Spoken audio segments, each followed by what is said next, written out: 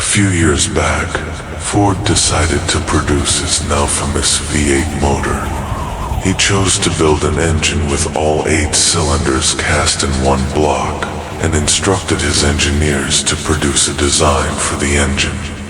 The design was placed on paper, but the engineers unanimously agreed that it was simply impossible to cast an 8-cylinder gas engine block in one piece. Ford said, "Produce it anyway," but they replied, "It's impossible." "Go ahead," Ford commanded, "and stay on the job until you succeed, no matter how much time is required." The engineers went ahead. There was nothing else for them to do if they wanted to remain on the Ford staff. 6 months went by, and nothing happened. Another 6 months passed, and still nothing happened.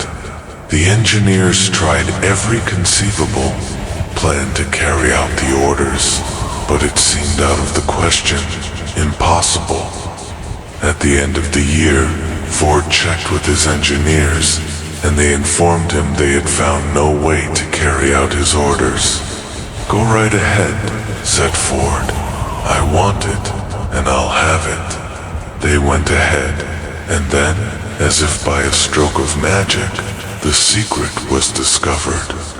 The Ford determination had won once more. This story may not be described with minute accuracy, but the sum and substance of it is correct. Deduce from it, you who wish to think and grow rich, the secret of the Ford millions if you can. You won't have to look very far. Henry Ford is a success because he understands and applies the principles of success. One of these is desire knowing what one wants. Remember this Ford story as you read, and pick out the lines in which the secret of his stupendous achievements are described. If you can do this, if you can identify the particular group of principles that made Henry Ford rich, you can equal his achievements in almost any calling for which you are suited. You are the master of your fate, the captain of your soul, because when Henry wrote the prophetic lines, "I am the master of my fate, I am the captain of my soul," he should have informed us that we are the masters of our fate, the captains of our souls, because we have the power to control our thoughts. He should have told us that the ether in which this little earth floats, in which we move and have our being, is a form of energy, moving at an inconceivably high rate of vibration. This ether is filled with a form of universal power that adapts itself to the nature of the thoughts we hold in our minds and influences us in natural ways to transmute our thoughts into their physical equivalent. If the poet had told us this great truth, we would know why it is that we are the masters of our fate, the captains of our souls. He should have told us with great emphasis that this power makes no attempt to discriminate between destructive thoughts and constructive thoughts, that it will urge us to translate into physical reality thoughts of poverty just as quickly as it will influence us to act upon thoughts of riches. He should have informed us, too, that our brains become magnetized with the dominating thoughts we hold in our minds, by means with which no man is familiar. These magnets attract to us the forces, the people, and the circumstances of life that harmonize with the nature of our dominating thoughts. He should have told us that before we can accumulate riches in great abundance, we must magnetize our minds with intense desire for riches, that we must become money conscious until the desire for money drives us to create definite plans for acquiring it. But being a poet and not a philosopher, Henley contented himself with stating a great truth in poetic form, leaving those who followed him to interpret the philosophical meaning of his lines. Little by little, the truth has unfolded itself until it now appears certain that the principles described in this book hold the secret to mastery over our economic fate. We are now ready to examine the first of these principles. Maintain a spirit of open-mindedness, and remember as you read that they are the invention of no one man.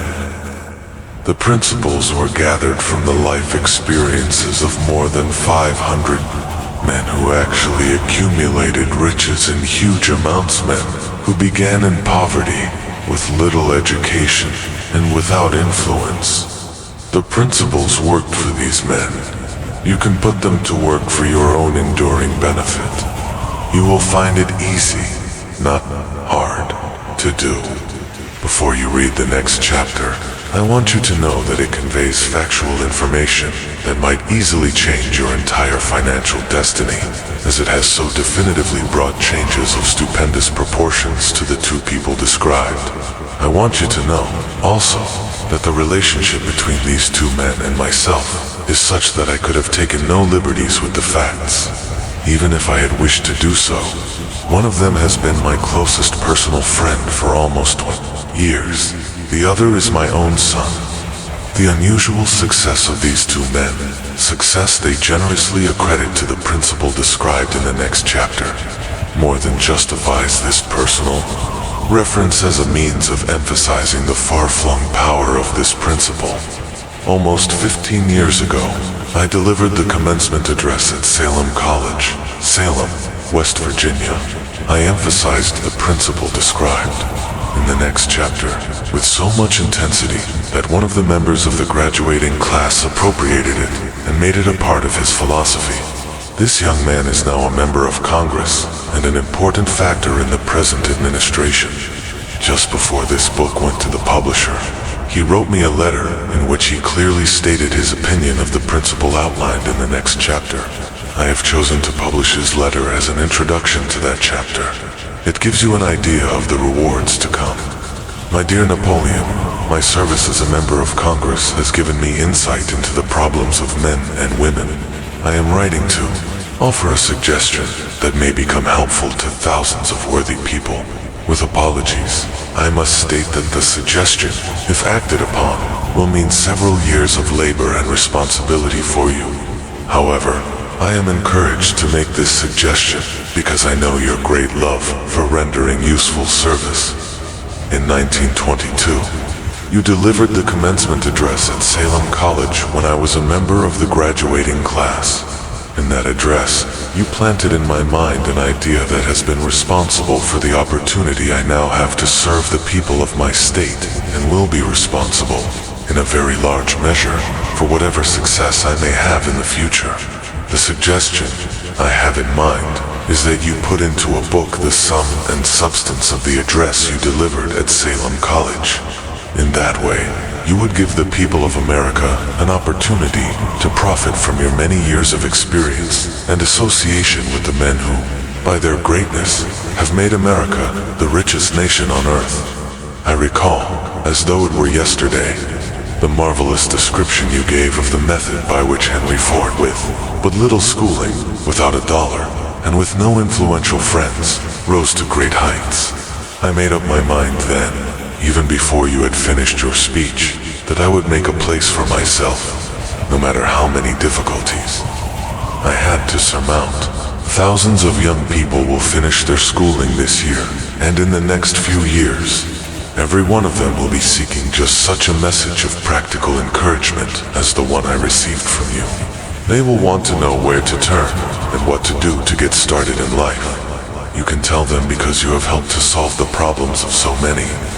If there is any possible way that you can afford to render so great a service, may I suggest that you include with every book one of your personal analysis charts, so that the purchaser of the book may benefit from a complete sub-inventory, indicating, as you indicated to me years ago, exactly what is standing in the way of success. Such a service Providing the readers of your book with a complete, unbiased picture of their faults and virtues would mean the difference between success and failure. The service would be priceless. Millions of people are now facing the problem of staging a comeback because of the depression.